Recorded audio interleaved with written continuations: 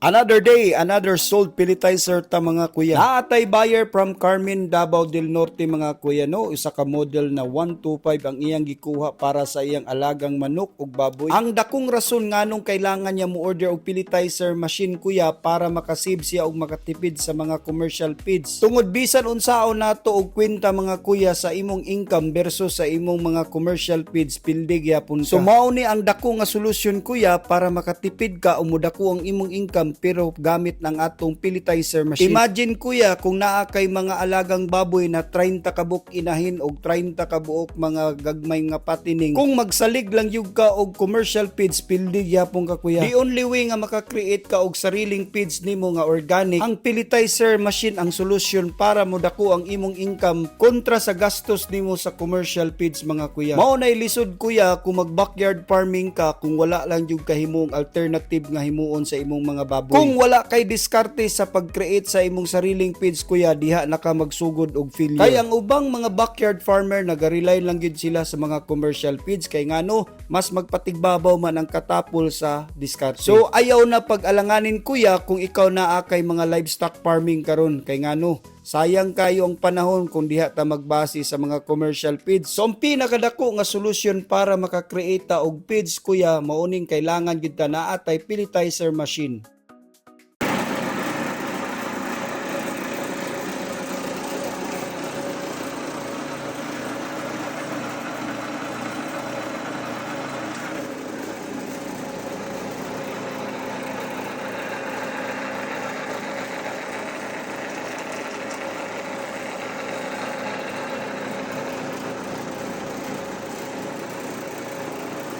Pag human natog testing sa atong pelletizer machine kuya, ang atong customer gusto na gyud niya dalon sa iyang balay. Ay, grabe na gyud ka excited ni sir ug ni ma'am para sa iyang mga alagang hayop. So before anak kuya, ako sa silang gi-orient para sa machine para dili sila maglibog kung saod pag-operate sa atong pelletizer machine. Every time nga mo palit sila sa machine kuya, kailangan gyud ninyo ma-full orient ang imong mga kliyente or customer nimo para aware sila. Importante gyud kuya ang after sales para sa imong mga customer. Kay basin kung naay problema sa imong mga machine tapos wala nimo natarog orient ang imong kliyente, ikaw lang gyapon ang balikan. Mismo ako gyud mangunay sa akong pag-demo sa akong customer kuya kay naay mga questions, mas dali nako sila matubag. So kung naay mga concern sa parts, available po ato mga parts mga kuya. Ang nakanindot sa atong pelletizer machine naa na siya libre nga mga tools. So ang naka-unique sa atong pelletizer kuya kay ngano ni gamit na tag universal joint transmission nga same lang gyapon sa technology sa atong mga sakyanan. So sa mga interesado nga mopalit sa atong pelletizer, i-DM lang ko niyo mga kuya no kay dako kayo tag savings sa atong mga feeds. Pag human akog orient sa atong kliyente no, gibit-bit na ni sir padulong sa iyang sakyanan. So grabe ka excited na gyud ni sir nga iyang testingan sa iyang balay ang atong machine. Anyway mga kuya, sa mga gusto nga moabil sa atong pelletizer machine na atay mga libre nga formulation sama sa chicken egg layering,